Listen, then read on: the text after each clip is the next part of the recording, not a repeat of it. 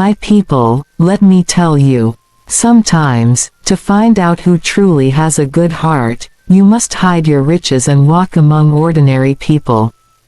That's exactly what one wealthy widow did. She became a cleaner in her own company, just to test who was real and who was fake. What she discovered changed her son's life forever. My sweet people, before I go on, please do one small favor for me: subscribe, like, and share this story with your loved ones. Your support helps me tell more real African stories that touch the heart. Hello, my beautiful people.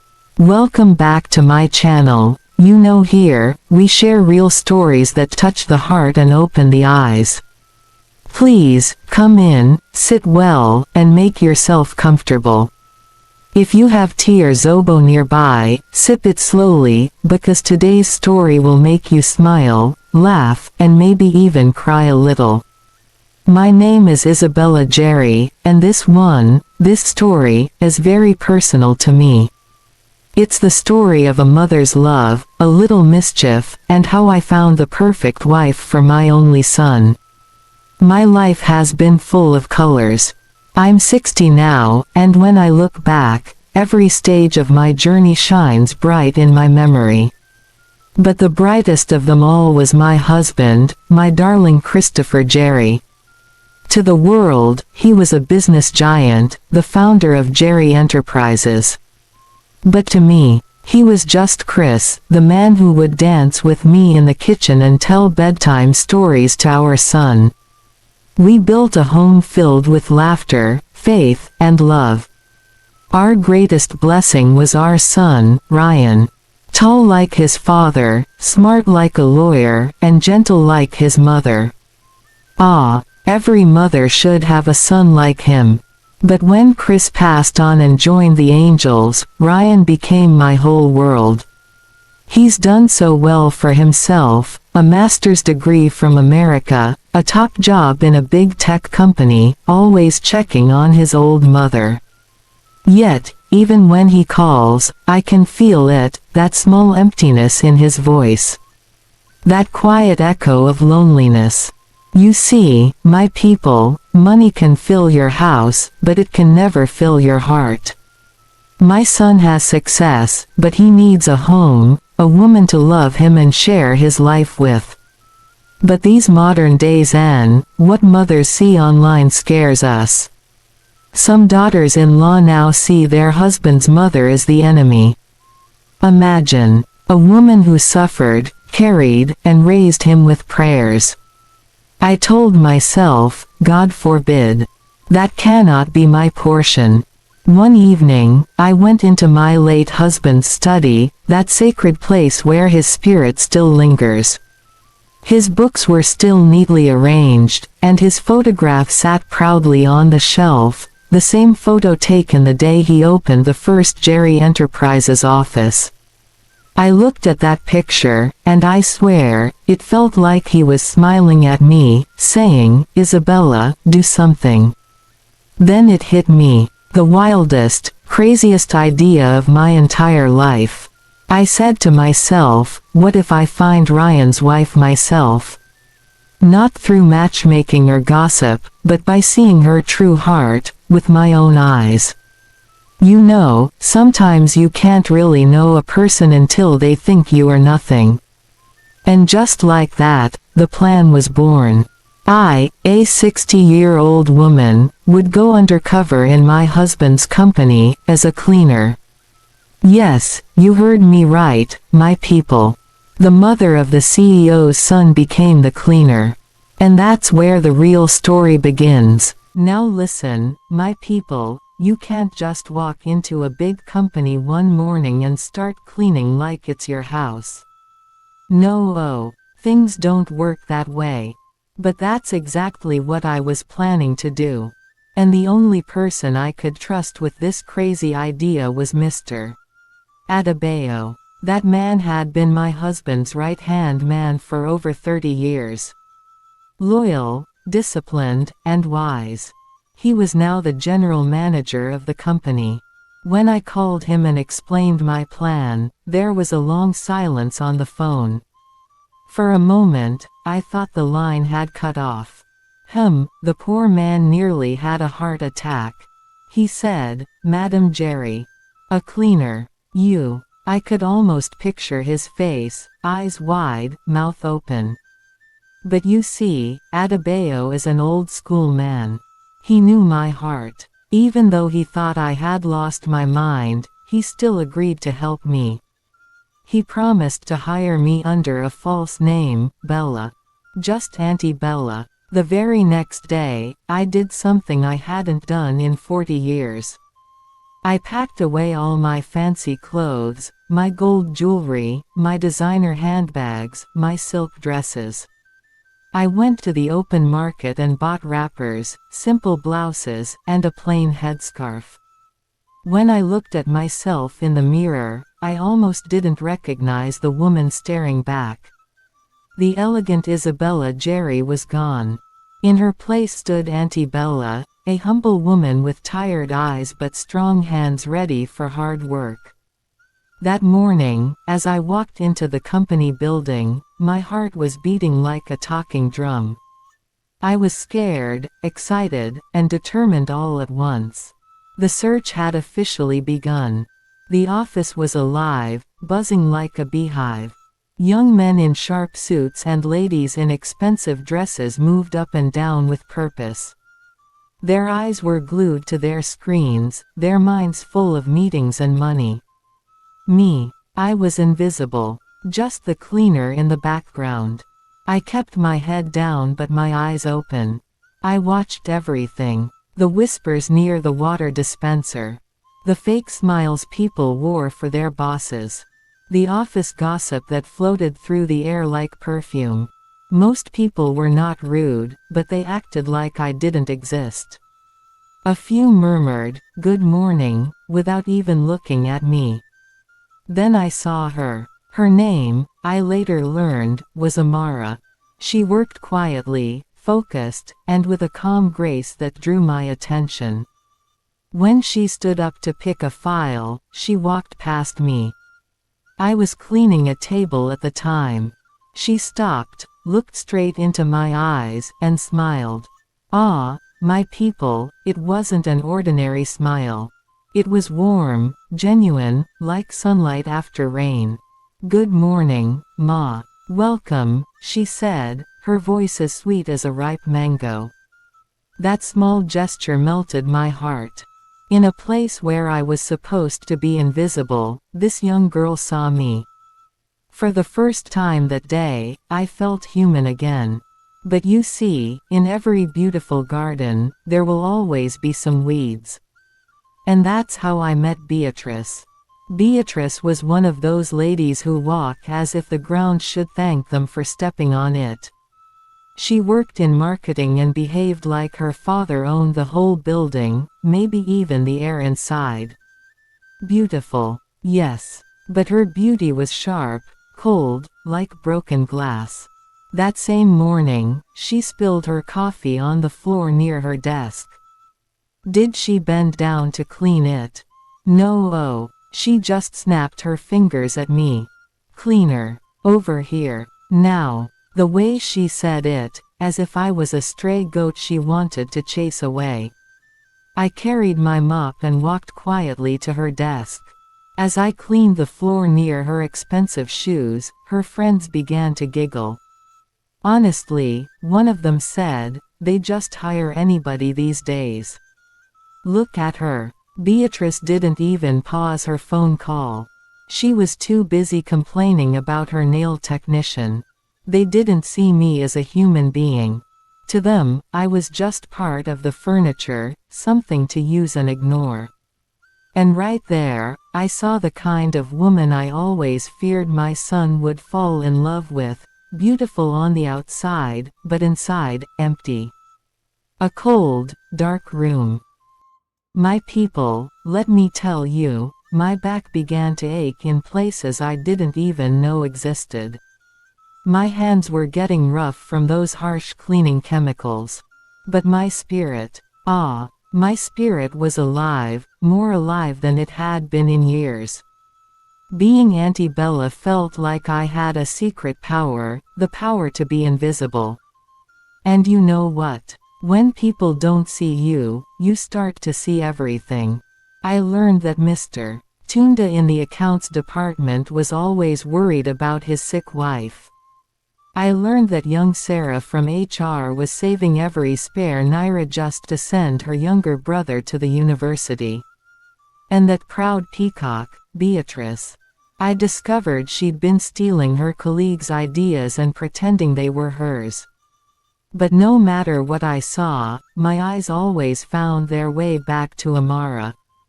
That girl, her heart was something else. One afternoon, I watched her deal with a very difficult client. The man was shouting, insulting, and banging the table. Yet Amara stayed calm, patient, and polite until the man finally softened. I said to myself, this one has grace.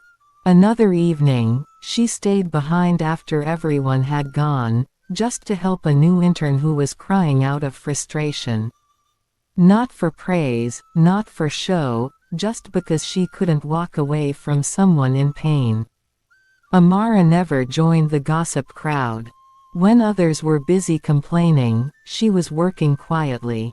Her kindness was steady, like the gentle glow of a lantern on a dark night. She treated everyone with respect, from the general manager down to me, the old cleaner. That was when I decided to test her heart, just a little. One afternoon, Beatrice was passing by Amara's desk, holding a cup of hot tea. She was probably going somewhere to gossip. I was mopping nearby, and then, I, accidentally, stumbled. Just a small bump, enough to make the tea splash all over Amara's papers. Beatrice screamed like a siren. "You clumsy old woman. Look what you've done," she shouted at me, as if I'd poured fire on her shoes. People turned to look. Amara jumped up immediately, but her first reaction wasn't anger or blame. No, she looked at me and said, "Ma, are you okay? You didn't fall, did you?" Only after she made sure I was fine did she turn to her soaked documents. She sighed deeply, clearly frustrated, but then she looked back at me, at the frightened old woman I was pretending to be, and her face softened. "Don't worry, Ma," she said gently, "it's just paper. It can be printed again. Please, don't upset yourself." She even helped me up properly, like I was her own mother. Ah, my people, I wanted to cry right there. This girl had a heart of gold. After that incident, something beautiful began to grow between us. Amara started talking to me every day. Not just a polite, "Good morning," but real conversation. She asked about my family, my health, my life. I told her I had one son who lived very far away, and that I missed him deeply, which, of course, was true. In return, she opened her heart to me. She told me she was an orphan, raised by her grandmother in a small village. Her grandmother, she said, was the one who taught her that a person's worth is not in what they own, but in their character, how they treat people, from the king to the gateman. She was working herself to the bone, she confessed, to pay for her younger sister's university fees. And when she spoke about her grandmother, her eyes shone with pride. "She's the strongest woman I know," Amara told me one day as I polished the window near her desk. She always said, "Respecting your elders is like drinking from a well of wisdom, you'll never go thirsty if you keep learning." Ah, my darlings, when I heard those words, it was like music to my soul. That was the kind of wisdom, the kind of heart I had been hoping to find. My people, if I ever had any small doubt in my heart, it disappeared the day of what I now call, the Great Lunch Test. That day, I purposely left my small food flask at home. Around lunchtime, I went to sit quietly in the break room, pretending to be tired and hungry. It was a little acting, I won't lie to you. I wanted to see who would notice. Beatrice came in first, walking like she owned the world. She opened the fridge, brought out her fancy salad, and sat down scrolling through her phone. Not even a glance in my direction. I could have been a ghost for all she cared. A few minutes later, Amara walked in with her container of homemade jollof rice and chicken. Her face brightened when she saw me, but then she frowned a bit when she noticed I had no food. "Auntie Bella," she said softly, "you haven't eaten." I shook my head and told a small lie. "Ah, my dear, I was in such a rush this morning, I forgot my food at home." Without even thinking twice, Amara opened her container, took a clean plate, and served me half of her meal. And my people, it wasn't a small half-o. It was a generous, loving half. "Please," she said, when I tried to refuse. "You work too hard to go hungry. Let's share." So we sat together, me, the cleaner, and her, the young worker, sharing that plate of jollof rice and chicken. And I'm telling you, that food tasted like heaven. Every spoon was filled with love, kindness, and pure goodness. It was the best jollof I had eaten in all my 60 years on earth. That evening, when I got home, my heart was full of joy, full of hope. I couldn't hold it in anymore, so I picked up my phone and called Ryan, my son. Of course, I couldn't tell him the full story. If I told him I'd been working as a cleaner in his father's company, he would think his mother had finally gone mad and fly down the next day to drag me to a hospital. So I bent the truth a little. I told him I had picked up a new hobby, volunteering at a community center to keep myself busy. Then I mentioned her. "There's one young woman I've met, Ryan," I said, pretending to sound casual. "Her name is Amara. She's kind, respectful, she even reminds me of your grandmother." He laughed on the phone. "Mum," he said, "are you trying to play matchmaker from 5,000 miles away?" I smiled and said, "A mother can dream, can't she? Anyway, when are you coming home? It's been too long." He promised to check his schedule and visit within the month. My plan was finally moving to the next stage. The bait was set. The story was unfolding just as I hoped. When Ryan confirmed his visit, I knew it was time to prepare for the grand finale. I called my loyal friend, Mr. Adebayo. We crafted a perfect plan. Ryan would believe he was coming home for an urgent, high-level board meeting, something about a new international expansion that absolutely needed his attention. Mr. Adebayo would handle all the official phone calls and emails to make it look real. His serious face alone could convince anyone. As for me, I would remain Auntie Bella, the humble cleaner. When Ryan arrived at the company, everything would unfold naturally. But my people, even as I smiled, my heart was beating fast. What if Ryan got angry when he found out the truth? What if Amara felt used or embarrassed? I took a deep breath and told myself one thing. When your heart is led by truth and good intention, everything will find its way home.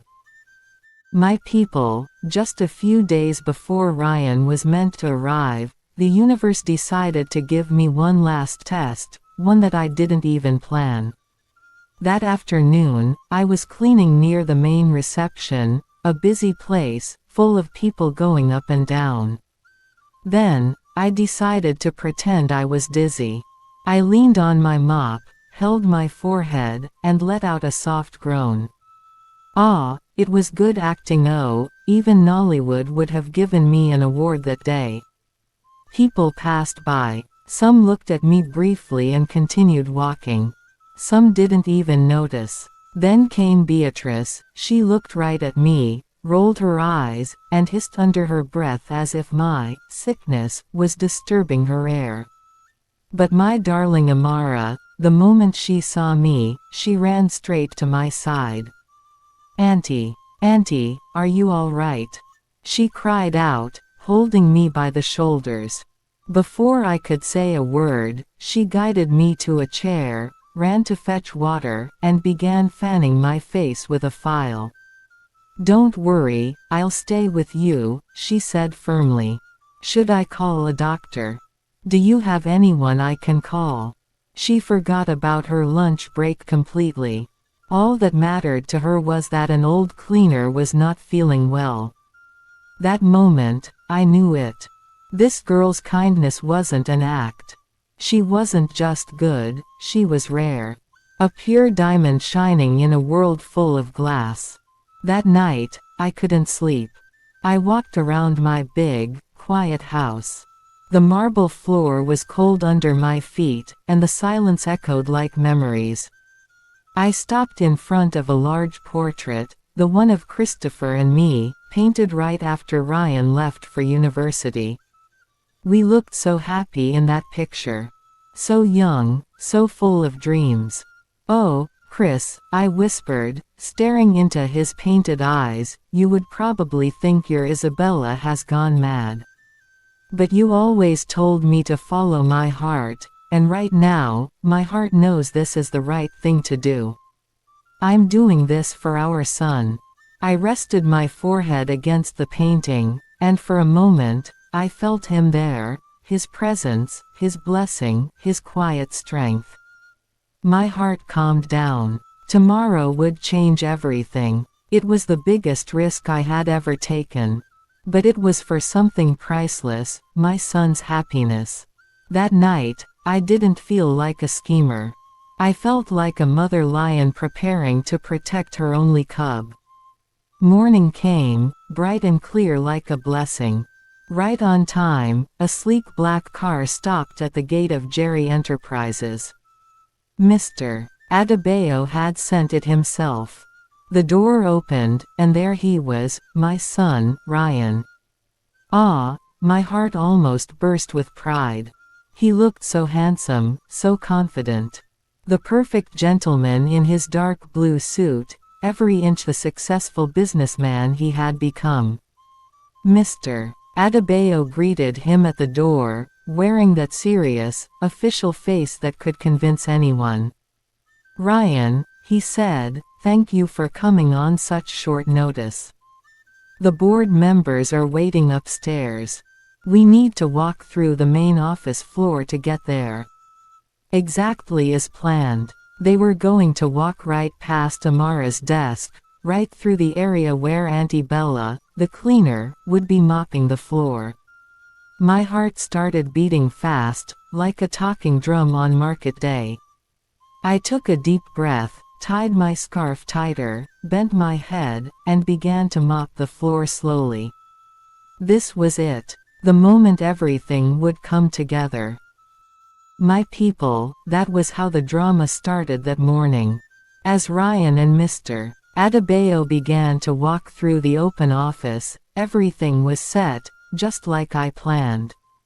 The whole place was bright and busy, people pretending to work but secretly watching the young, handsome man in that fine blue suit. And then, from nowhere, Beatrice appeared. That woman. The moment she saw Ryan, her whole body changed. She adjusted her wig, straightened her skirt, and started walking like she was on a fashion runway. You could tell she wanted to impress him by all means. That was when I quietly pushed my bucket of water right in the middle of the walkway, just small mistake, by accident. Beatrice didn't even see it because her eyes were glued to Ryan like glue on paper. The next thing we heard was she tripped, water splashed everywhere, right on her shiny white shoes. Immediately, her face changed from beauty to beast. "You useless old woman. she screamed, pointing at me like I stole her destiny. "Can't you see where you're going? Look at my shoes. You should be fired." My people, the whole office went quiet. You could hear a pin drop. Everyone stopped typing, just staring. But before I could say anything, Amara stood up from her desk. "Beatrice, that's enough," she said firmly. "It was just an accident. You don't talk to an elder like that." Her voice was calm, but strong. You could feel the respect and kindness in her tone. That moment, something powerful happened. Ryan stopped walking. He looked from Beatrice to Amara, and then finally to me, the poor cleaner with a wet mop and a scarf slipping off my head. His eyes narrowed, and I saw confusion on his face. Then it hit him. "Mum," he whispered, like he couldn't believe what he was seeing. "Mum, what are you doing here?"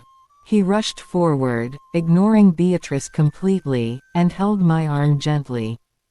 The office was still dead silent.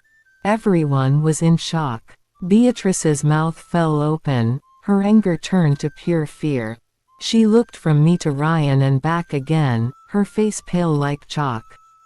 I stood up straight, wiped my wet hands on my apron, and took a deep breath. I wasn't Auntie Bella anymore. I was Isabella Jerry, the mother of the boss. "There's no board meeting," I said clearly, my voice strong. "I brought my son here myself. I've been working in this office for 1 month, as a cleaner."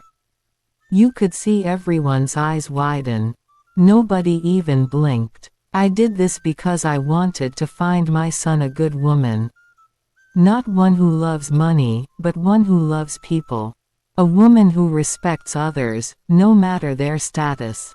A woman who will stand up for an elder, even when no one is watching. Then I turned to look at Amara, that same young lady who defended me when everyone else kept quiet. Our eyes met, and I smiled softly. "I have seen everything I needed to see," I said. "And my people," that was how the truth finally came out, right there in the middle of Jerry Enterprises, in front of everyone. My people, what happened next? And it was like a whirlwind. Everything happened so fast. Mr. Adebayo, that calm and serious man, quietly carried Beatrice out of the office. The woman was crying like rain in July. Her time in Jerry Enterprises was over, finished. Then my son, Ryan, who had been standing there speechless, suddenly started to laugh. Not a small laugh, a deep, from the belly kind of laughter that filled the whole office. He hugged me tightly and said, "Mum, you're unbelievable. You're completely mad, but you're also brilliant." Ah, my people, at that moment my heart melted. He understood everything. He finally knew why I did what I did. Then he turned to Amara, that same kind-hearted girl who stood up for me when everyone else kept quiet. She was standing by her desk, shaking like small leaf, looking so shy. Ryan smiled warmly and said, "Hello, my mother thinks very highly of you. My name is Ryan. It's an honor to meet you properly." The way Amara blushed that day her cheeks turned red like ripe palm fruit. She smiled shyly and said hello back. I just stood there watching them, my son, the love of my life, and this beautiful, humble young woman. At that moment, I knew deep in my soul that my crazy plan had worked. And that, my dear listeners, was not the end of my story, it was the beginning of theirs. Ryan and Amara's love grew quickly. He didn't fall for her beauty alone, no. He fell in love with her good heart, her strength, and her kindness. The same qualities I saw when I was just Auntie Bella, the cleaner. When Ryan finally proposed, he did it right there in my garden. I was there smiling, and I could almost feel the spirit of his late father smiling too. Their wedding. My people, it was something else. Beautiful. The joy, the colors, the dancing, it was a celebration of love and good character. And as for Amara, she is no longer just my daughter-in-law. She's the daughter I never had. Sometimes she teases me, saying, "Mummy Bella, are you sure you can still mop floor like before?" And we'll both laugh until tears come out. My house that used to be quiet and empty is now full of laughter, full of love, full of the sweet smell of Amara's cooking. I am no longer a lonely widow, I am a happy mother, a joyful mother-in-law, and very soon, by God's grace, I will be a grandmother. And I learned something precious. Sometimes, if you want to find a true diamond, you must be ready to get your hands a little dirty. Thank you, my darlings, for listening to this story. If you enjoyed it, please don't forget to like, share, and subscribe to my channel for more beautiful African tales. Your support means the world to me, it helps me keep telling stories that touch hearts and change lives.